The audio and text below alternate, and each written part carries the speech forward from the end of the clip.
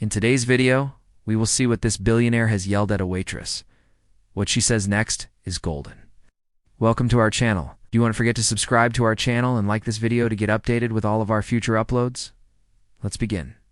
The woman was getting ready to have her shift end.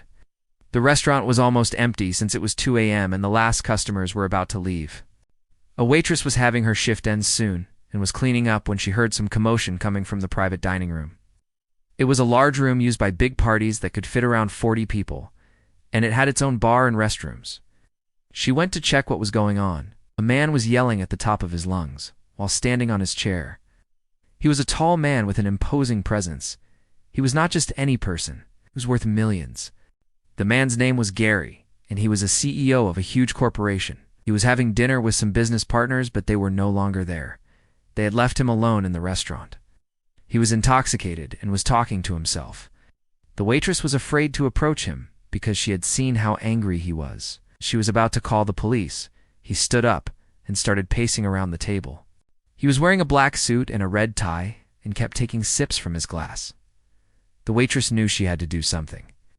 She approached him slowly and calmly and asked if everything was okay. He continued pacing while muttering to himself. He then suddenly stopped and looked at her. "Where are the others? Why did they leave me alone?" he asked her loudly. She understood he was talking about his business partners who had left him there. "They finished their dinner and left, sir," the woman replied. He started pacing again. "No, they didn't. They promised to stay with me," he said. She knew he was too drunk to remember what had happened. "They must have left because of you. We're being so loud." "I'm sorry, but you have to leave now. It's closing time," she said to him. He got furious. "Who are you to tell me what to do?" "I'm the one who pays you," he yelled at her. She was stunned by his words. She did not expect him to say that. She replied, "I work here, so I know what my job is. If you don't leave, I'll call the police." He took a deep breath and sat down on the chair. "You don't understand. I'm a very important person. I can't go home like this. Need them to drive me back to the hotel," he said. She felt sorry for him because he was right. He couldn't go home alone in that state. But the restaurant was closed, and she couldn't let him stay there. "I'm sorry, but I have to close." "I'll call a taxi for you," she told him. He started yelling again. "No, I don't want a taxi. My partners will come back for me. They have to," he said. The waitress thought about calling the cops, but decided against it. She stayed there for another 15 minutes until she heard the front door open. 2 men entered and walked toward him. "Gary, we're sorry we left you behind, but we really had to go," one of them said. He was relieved to see his friends. "Don't worry, I called you guys," he said. "What? Who called us?"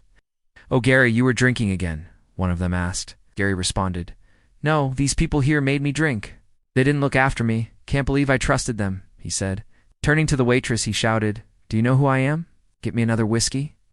One of his friends put his hand on his shoulder and said, "We're sorry, but we don't think it's a good idea." "You've already had enough." Gary pushed him away. "Get your hands off me. I don't know anything. Just get me another whiskey," he yelled. His voice echoed through the empty restaurant. His friend turned to the waitress and said, "Ma'am, I'm very sorry about his behavior. He's just a bit tipsy. Please get us 3 coffees instead of whiskey." The waitress nodded and went to get their order. She couldn't believe how rude he was. She couldn't wait to end her shift. As she walked away, she heard Gary yell, "You ruined my night. Do you know who I am?" She didn't respond and kept walking. She didn't have time for his tantrum. After she brought the coffees, she asked them to leave. "I'm sorry, but we're closed, and you have to leave," she told them. "Of course, but first I want to speak to the manager," Gary replied. She smiled.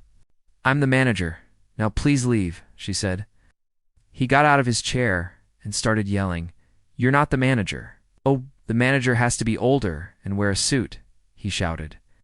His friends tried to calm him down, but he wouldn't listen.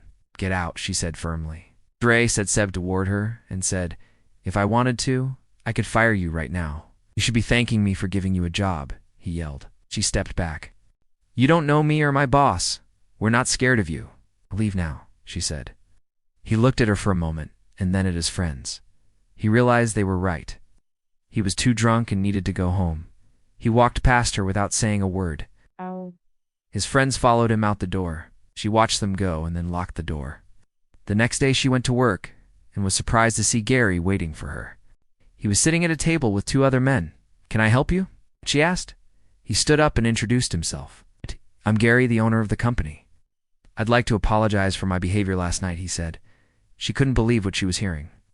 Gary, the billionaire, was apologizing to her.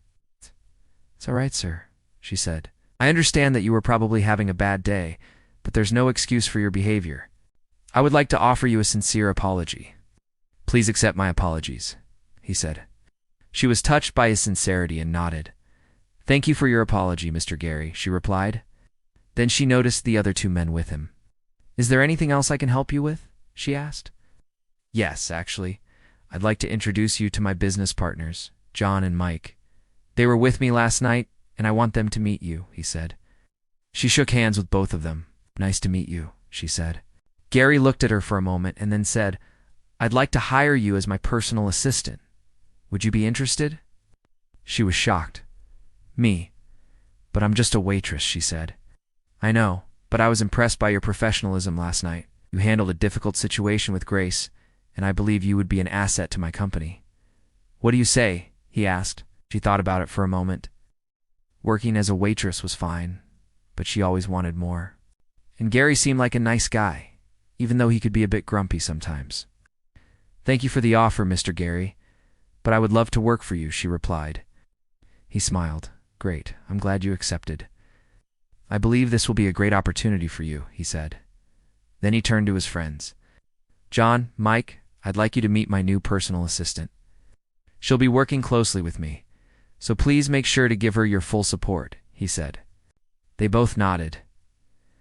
"Nice to meet you," they said in unison. She shook hands with both of them and then turned back to Gary. "So when do you start?" he asked. "I can start today if you want," she replied. "Perfect. I'll have someone from HR meet you in the morning and get you started," he said. And that's it for today's video. We hope you enjoyed watching it. Please don't forget to leave a like and subscribe so you don't miss any future uploads.